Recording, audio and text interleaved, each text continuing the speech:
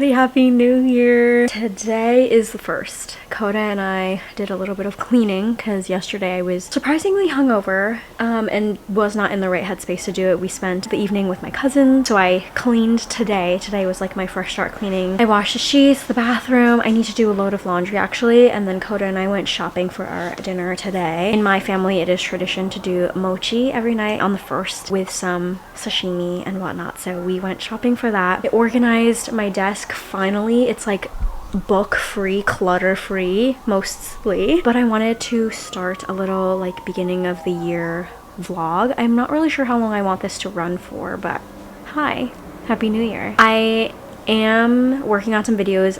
Today's Thursday, but I decided not to upload today just because it still feels like a holiday. I do need to work on my like end of year 2025 wrap up, whatnot, so look forward to that if that hasn't already been out already. I unfortunately am still reading a book that I started in 2025. I completely underestimated or overestimated how much time I had to read at the end of the year, so I have only read about 44 pages of The Wedding People, which is a book that I wanted to finish before the year was over, obviously. But this is my first book of the year. So far, I am liking it. A little bit more intense than I thought, but our character, Phoebe Stone, is in Newport, Rhode Island, where I actually am familiar with because Coda and I spent our 10-year anniversary there this year, or last year. Very beautiful place, and she is there feeling like she's at rock bottom. She's getting a divorce. So far, I am enjoying it. I haven't read a lot, but I would like to finish this relatively quickly because I started it last year.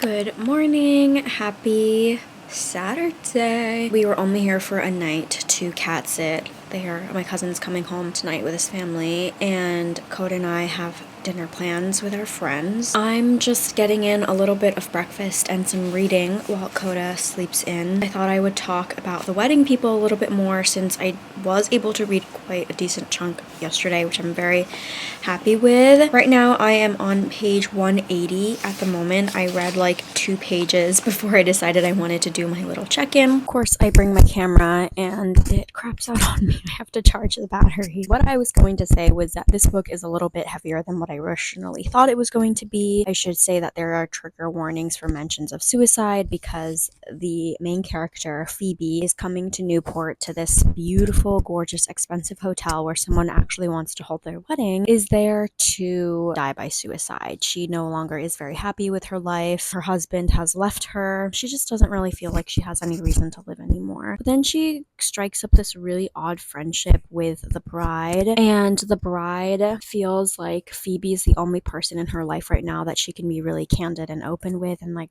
she's the only person that really knows her. So Phoebe starts to get really involved in this wedding and her family, these people. Right now I'm up to the point where Phoebe is exploring the cliff walk, which Coda and I went on, very cool, and like going to Edith Wharton's house before she has to get ready for the bridal brunch, I think, because it's the wedding week. Everyone's there to spend the week there. That's hot.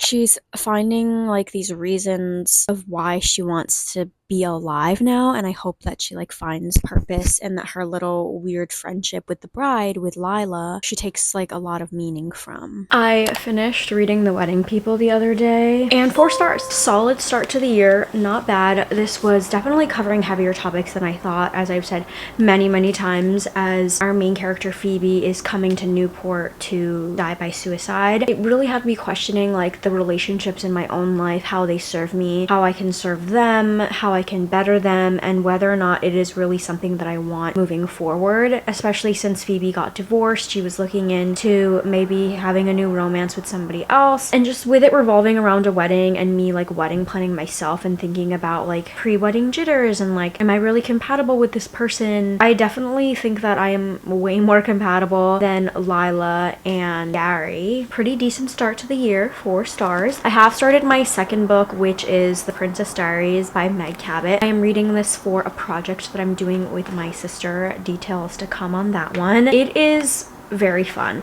I haven't read this book in so long. I think the last time I did was probably middle school. This book came out in 2000 and it's very different than the movie actually. I don't really remember it this way. Unlike the movie, it takes place in New York City. She obviously feels a lot younger. I think that Mia is in high school, but she is like very much a freshman in this one, and she obviously just feels like a lot more age appropriate. It does feel a little bit middle school, but maybe that's because it's the 2000s. I'm having a fun time with it. I read about 75 pages of this yesterday. Obviously, I'm flying through it. It's a really good time. I don't think I ever completed the full series for this. There's a lot more books in it than I remember there being. I'm pretty sure I read at least like 3 to 4 of the books. Mia's dad is very much alive, the Prince of Genovia. I'm wondering how that will come into play. I think they're kind of hinting at it. The dad is sterile.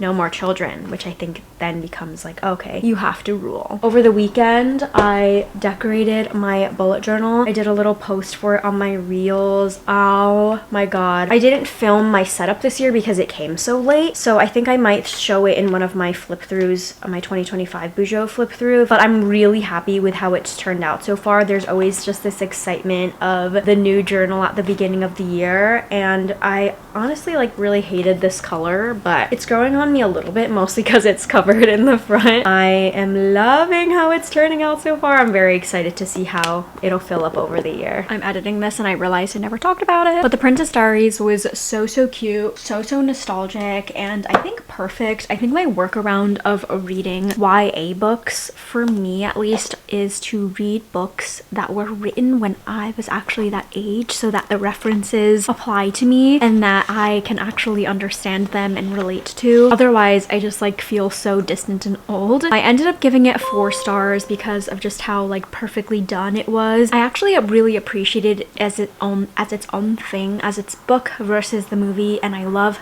both of them, especially the movie, in very different ways. And I think because I have read the book, or actually didn't even remember a lot of the book, and then got to it, that I just appreciate the movie and the book so much more and see them for what it is, and that is a different entity and it's just an adaptation. Typically when I read a book and I watch the adaptation, it's pretty close after, and that's why I can really see the differences rather than the similarities, and why I become such a harsh critic of them. So I really enjoyed my time with it, and I can definitely see myself continuing the series. I'm currently reading Slewfoot by Brom. I've borrowed this from the library a number of times. I've just never been able to read it before it was due from the library, and I figured now, like, I think the second or third time that I've had this, is time to get to it. It is a little larger, so it takes me a little bit longer to get through the pages, or to read more pages than what it typically would take me, if that makes any sense. I'm really enjoying it so far though. It's very dark. This book also includes illustrations by the author himself that are very creepy and very atmospheric. Slewfoot is like, I guess, a devil. This is taking place in 1666, kind of like, what is it, the movie with Anya Taylor-Joy, I think, The Witch. It's about like Puritans. I didn't watch that. Horror movies are not my thing. Riley Marie had really loved this book, and that's why I had originally added it to my Goodreads. There's an ancient spirit in the dark woods that nobody goes into because it's so eerie and creepy, and he's called the Father, Slayer, Protector, but the colonists call him Slewfoot, demon or devil. And Abatha, she is a total outcast from this community. She married into this religion and came from England and just is not well liked by the people at all. She doesn't have many friends or any. Her husband dies and she doesn't have anyone that she can turn to except for this creature, Samson. Now they're like banded together to help her through her troubles. It's so weird. I really am so unsure of what's going to happen. Her brother-in-law, Wallace, is so evil, so I hope he dies. So far, really good. I really feel for Agatha. I feel like she's a pretty modern woman. She's trying to make her way on her own as a widow to pay off the debt of their land to the Lord, the magistrate or something. But she's trying to do it on her own because she wants to be her own independent woman, and people are looking down on her for that. She's trying to make do, and I totally feel for her. I finished Slewfoot and I did really enjoy this. Very atmospheric, very I support women's wrongs. It just told me that the hive mind is scary. Organized religion can be very dangerous, as we know, or hopefully you know. I really enjoyed the illustrations, especially because of how eerie it already is. The illustrations that the author drew himself really help to show just like how horrifying seeing these creatures just suddenly appear would be. And I totally think that if this is a movie, hello, Sadie Sink, gorgeous. I think Sadie Sink totally is her. I'm giving this book 4.5 stars. 4.5 stars. I really enjoyed it. Very atmospheric. I think the depiction of the indigenous people in this was not great, but fully support women's wrongs, and I'm very happy with my read. That is going to conclude my reading vlog, my first one of the year. I'm gonna start fresh with a new one with some new book releases, and I'm feeling good so far. I hope that you're all having a very good reading month so far. Let me know what your goals are for the year, and I'll see you in my next video. Bye!